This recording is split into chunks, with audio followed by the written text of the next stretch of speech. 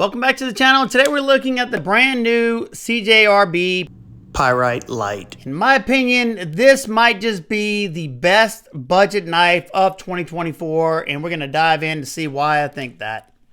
I say Praxis a lot instead of Pyrite, so I'm sorry about that. So as far as the length goes, this is a little bit longer than the original drop point Praxis and the Praxis that looks similar to this one, and I like that a lot. This one comes in at 7.61 inches long with a 3.36 inch blade of AR RPM9 stainless steel, which is very similar to 9CR 18 MOV. However, it has a little bit extra toughness in it, and I found it to be a pretty good budget steel. This is still going to be a nice versatile blade shape, but it's going to excel at the drag cuts because you can easily get that needle-like tip there to do the drag cuts. Or if you need to make a very fine, precise cut, you're going to be able to do that rather easily. In-hand cuts are going to be great because you don't have a whole lot of belly, so you shouldn't slide out of the cut. And it should be a very powerful cutter all the way to the end. You do have just a slight bit of belly, and the blades kind of cant it up. So about from here to here, you're able to get that blade onto a flat cutting surface and a pitch grip if you want to do some cuts on a flat surface. You do have a little row of jimping here that is effective. However, they could have brought it out a little bit further, especially if you decide to choke up, because you do have a forward finger choil that I can fit my finger in. And if you can, that's where you're going to want to sit, because if not, you're going to get hung up in that area because you're rather far from that edge.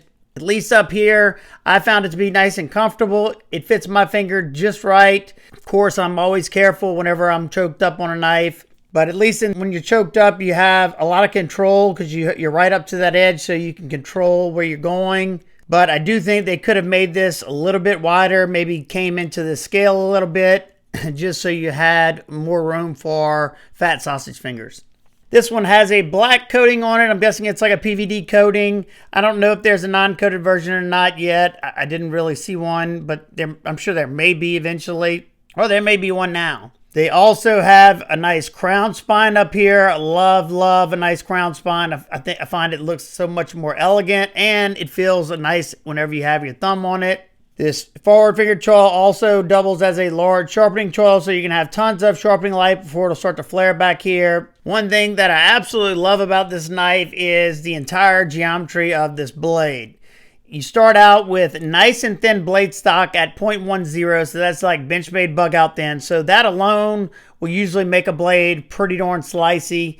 Then you have paired with it a decent height flat grind that comes down to around 17 thousandths behind the edge. So this thing should be a slicing machine. We're going to find out.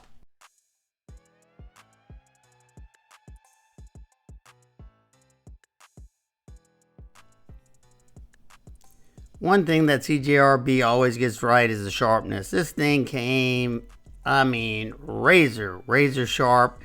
And that thin blade stock, thin geometry, this thing is slicing very, very well. We'll say you're going to want to choke up on this one so you don't get hung up in that large sharpening choil or forward finger choil, however you want to call it. But you have almost a straight edge, so it's going to be a very powerful slicer from heel to tip. And so far, it's really shining here. Of course, this is something that is going to stand out. This and doing drag cuts is going to be very, very good. You do have a slight bit of belly, so you could do some cuts on a flat cutting surface. We'll see that in a little bit, but man, it's slicing very, very well. Now we're testing the ergos. I was kind of worried because these are thinner scales and it is FRN. I mean, if I'm really squeezing down, pushing hard, I can kind of feel the scales flexing. But I will say, when I'm choked up like that, it was nice and comfortable. And I had enough to hold on to where it didn't feel like it was going to spin in my hand easily. We'll say if you were doing this for a long period of time, you might start to get a little bit of fatigue in your wrists and forearms. But, you know, I think it was definitely good enough there. Now you can see I start on the flat cutting surface by just cutting straight down on it. But being that your belly is very, very gradual, I swap to the block, and the slicing is just so good after that. I mean, it is just popping this half-inch sisal rope, making sharp work of it. And I will say that the AR RPM9 is, you know, about, I would say very similar to Civivi's 9CR 18 MOV, but in some aspects, I find that it performs better, especially with an aggressive edge. I love the way this one performs.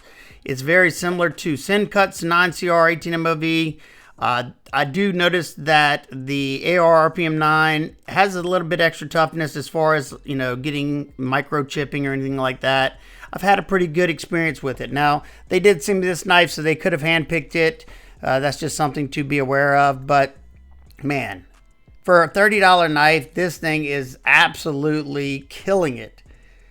We end up cutting 120 cuts, which is about where I go with 14C28N. So I'm definitely happy with that, and I could have done more. That's just the piece I cut.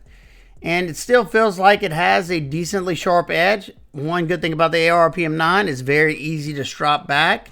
And as a budget steel, I think it's a very, very solid option. And at $30, I think it's a really, really good option.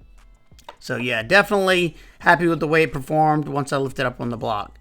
Now this is where it's really going to shine, that little scalpel tip. I mean, blazing through the leather, no problem whatsoever. And as you can see, you can make some cuts on this flat cutting surface. You're just not getting as much contact once you get down to the flat surface, and it really shows when I do this dense cardboard. You can see me having to do it a couple of times because that tip is coming in contact with the cutting board.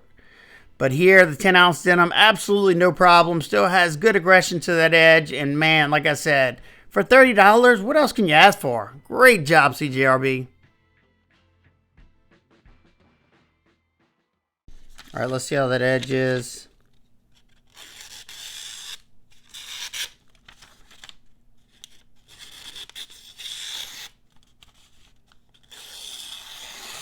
Yeah, it's not that bad at all. It's actually still pretty darn good, especially for a $30 knife. Look at that. That was probably I was just cutting it sideways.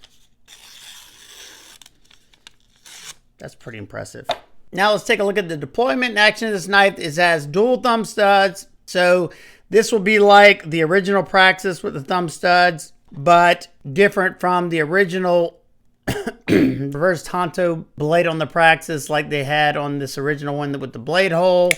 Now, I probably prefer the blade hole. It's just a lot easier to manipulate in my opinion. However, that said, this one, especially as good as it's priced, the thumb studs are comfortable, easy to access, and they come rocketing out. Nice and smooth once you release that button lock. Drop shut action, very, very nice. It's riding on ceramic ball bearing, giving it that glassy smooth action. Those thumb studs do stay out of the way of the cutting path. That's always nice to see. And as far as that button lock goes, you see you have a little recess spot right here, so you don't accidentally disengage that button. You do have to go past that to completely disengage it. Now let's take a look at the handle area. Being this is a light version, they have FRN scales, which I don't really mind, especially they're contoured, and then this texture gives you a little bit extra grip. It's not super grippy or anything, but it does its job in my opinion. I like the color on this one. It's like a cobalt blue, it looks like to me. And your hardware, you have Torx T8 for the pivot and the body screws, and the only T6 is for the pocket clip, but they did inset it into the FRN. Excellent job, along with those screws. And it is reversible. It sits deep, deep in the pocket. All you see is this little bitty bit sticking out, and it went in and out of the pocket nicely. For me, you have enough ramp for all my jeans. Maybe you have super thick jeans, it may be difficult, but good tension there, no problem whatsoever. During the cutting portion, it was nice and comfortable. When I'm choked back right here, I don't feel the pocket clip, and especially when I'm choked up right here, I don't feel the pocket clip. You have a fairly neutral handle with this little choil area. My finger fits nicely in there, especially when I'm choked up. And choked back, I have a good bit of handle, even some left over. So it should fit your large, extra large hands just fine. You have a lanyard hole there for the lanyard people. Flow-through construction, 2 hourglass standoffs. And inset stainless steel liners. I'm guessing they're nice and thin because this thing is pretty darn lightweight. They are inset into the FRN. Now, I'll do a light spine wax with this. I've already done it off camera. It did fine. Solid as a rock. And as you can see here, it's smaller than the Ontario Rat 1, and it's a little bit bigger than the Ontario Rat 2. And like I said earlier, it's larger than both of the original Pyrites. And as you can see, it's just a hair longer than the CJRB Echo and a good bit longer than the QSP Penguin.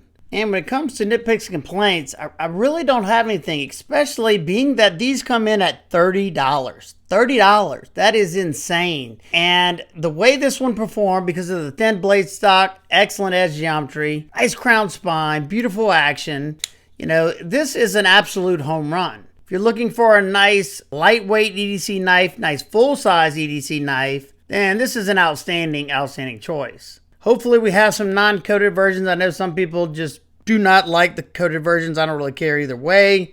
But knowing CJRB, I'm sure we will have that. And I would love to see a version with the blade hole instead of the thumb studs. I don't know if it's more affordable for them to put the thumb studs. I'm sure it is, because that is a good bit more milling they have to do instead of just one hole and then drop those studs. So I don't know. But either way, I'm perfectly fine with the thumb studs. They work great. They're comfortable. I like the overall profile. This is an absolute grand slam. And $30, it's a no-brainer in my opinion. So if this one interests you, I will have it linked down below. It will be an affiliate link, so if you want to help support what I do here on this channel, it helps pay for our testing materials, great. If not, no big deal at all. And if you have any questions, comments, concerns, leave those down below. I'll do my best to get back with you, and I will see y'all on the next one. Peace.